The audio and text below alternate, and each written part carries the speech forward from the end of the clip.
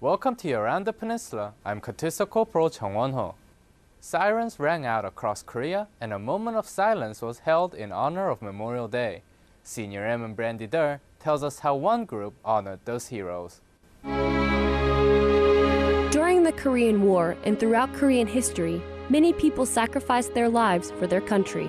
Their remains lay in peace at the Seoul National Cemetery. It is Korean tradition on Memorial Day to leave an offering of flowers, food, and drinks at their graves. This year, the Girl Scouts are teaming up with their sisters from Seoul to show their respect. Well, we went around and visited the memorial and put flowers down in appreciation of the soldiers. But it makes me feel proud of in appreciation for all of those who died in war and everything. After the girls laid their flowers down, they took a moment of silence to think about those who gave their lives. Senior Airman Brandy Durr, Seoul, Korea. Many volunteer opportunities are available through the cemetery. Some runners prefer to run at night, but what about on a Saturday night? Specialist Aaron Loy brings us to Osan Air Base, where they're doing just that. Osan Air Base community members gather under the night sky for the first ever Rock the Glow 5K. Event coordinator Carson Montney explains the reason behind its creation. Well, there's two main purposes actually. The first one is to promote fitness and get everybody a little bit more proactive and taking control of their life. The second part is because of the time that we're holding this event is so we can detract from people going downtown, the drinking, the alcohol-related incidents and stuff like that. The event accomplished that goal, according to one of the runners, Senior Airman Matthew Furlow. I think it did, I mean, we got at least about 200 people out here away for a couple hours, so that's good. And it kept me away. I mean, it broke me from my monotony. The event broke his monotony, but it also broke his senses. My favorite thing was pretty much going for a little bit of visibility to just complete darkness. Couldn't see anything, just had to rely on the glow sticks. At the end of the day, or in this case night, an event's success could be measured by whether someone would do it again. I would do it again for sure. More glow sticks this time. Specialist Aaron Loy, Osan Air Base, Korea. The Glow Run 5K was a free event, and the top 100 finishers received a free t-shirt. You can't just drive an Abrams tank on a highway in the Republic of Korea.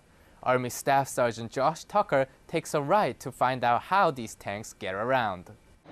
While the sun sets on Camp Casey and most units' day come to a close, one company's is just beginning. Transport all tracked vehicles to Area 1 training sites safely. Units don't need to worry about movement to training site, so the units can focus on only training. During the early hours of the night, they drive to Rodriguez Live Fire Complex and pick up M1A2 Abrams tanks and soldiers from Crazy Company 2nd Battalion 9th Infantry Regiment and return them to Camp Casey. The KC guys, they ground guide us, they make sure our tanks get on the head, they lock it down, they secure it, and they work with pinpoint accuracy.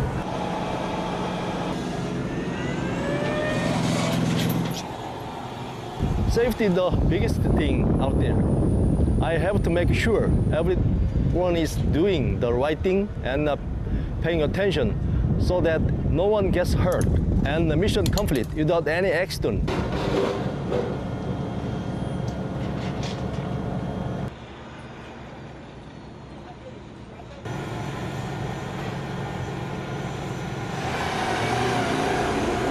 The mission ended the way every commander wants, successful and no incidents. Army Staff Sergeant Josh Tucker, Camp Casey, Korea.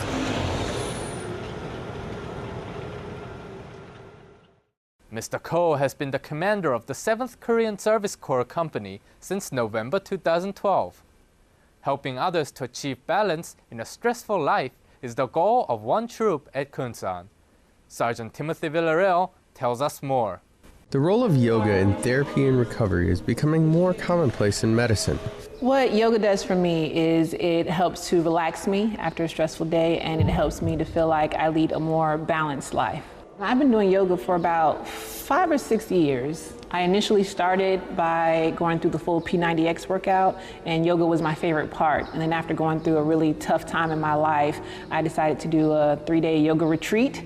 And after the retreat, I wanted to continue doing yoga, and I also wanted to teach others how to do yoga. My oldest daughter, Maya, she's 13, she has scoliosis, and the treatment plan for her was to do yoga or some form of stretching so that she could elongate her spine. So my kids do yoga right along with me.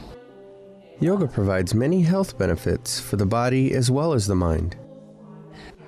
A lot of people think that either it's too hard or it's not going to help with their workout, and I would just ask them to give it a try so they can see how it'll add to their overall fitness. Army Sergeant Timothy Villarreal, Kunsan Air Base, Korea. Scoliosis is present in 2 to 4% of all children. So American Elementary School first grade students were able to see how science and technology gets the Army off the ground. Army Sergeant Sam DeLeon tells us how the students saw the science and technology in action. A flight crew from 2-2 Assault Battalion showed the first grade students from Seoul American Elementary School how science, technology, engineering, and math, or STEM, are an important part of flying.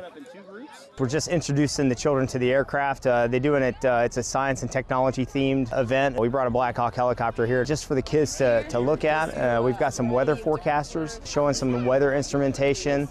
The kids were excited to see all of the helicopter gadgets in the cockpit and sit in the cabin. They also saw all of the equipment the crew uses while in flight. The kids had a lot of questions and were very interested in how the helicopter works.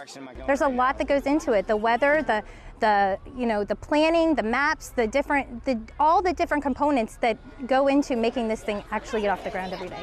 They've been waiting and counting down the days. We've been watching videos and getting them, ready and just teaching them the different terminology. I'm a pilot! Good job.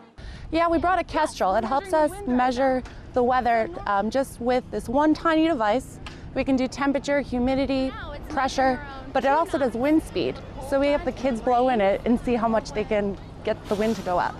No, we're just excited to teach the kids. It's always fun to have first graders and elementary school kids see our equipment. They have great questions, and we like to see their excitement about it.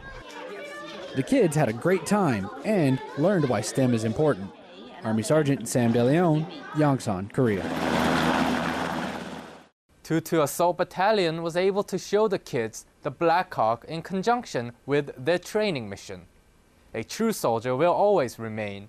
Army basics do not change either. Army Sergeant Tamara Thompson shows us how 2 retirees still have much to teach us. Just because someone retires from the Army, that doesn't mean their dedication ends. During the leadership professional development held on Camp Carroll, retired General Gordon Sullivan and retired Sergeant Major of the Army, Kenneth Preston, spoke to senior leaders about issues concerning today's Army. Professional development is important because we as leaders have to continue to learn, and as we learn, we need to take that knowledge and pass it down to the soldiers, because the soldiers below us are the future of the Army. During the event, soldiers were able to discuss personnel changes, retirement issues, and current events in our ever-changing Army. I want to take the information that we learned here today and take it back and focus on how we can improve our organization and the daily routine with this information that we learned here today. Senior leaders were reminded about the importance of leading by example to help future leaders maintain a strong core. I instill the basics and about being a soldier by ensuring that soldiers follow the standards, because standards are standards. You have to be the standard, and you ensure that your soldiers follow the standard, and don't be afraid to ensure that people follow the standard. After lunch at the dining facility, retired General Sullivan and retired Sergeant Major of the Army Preston visited the Army pre-position stock to see the contingency stocks that soldiers use for training and other military purposes. Army Sergeant Tamara Thompson, Camp Carroll, Korea.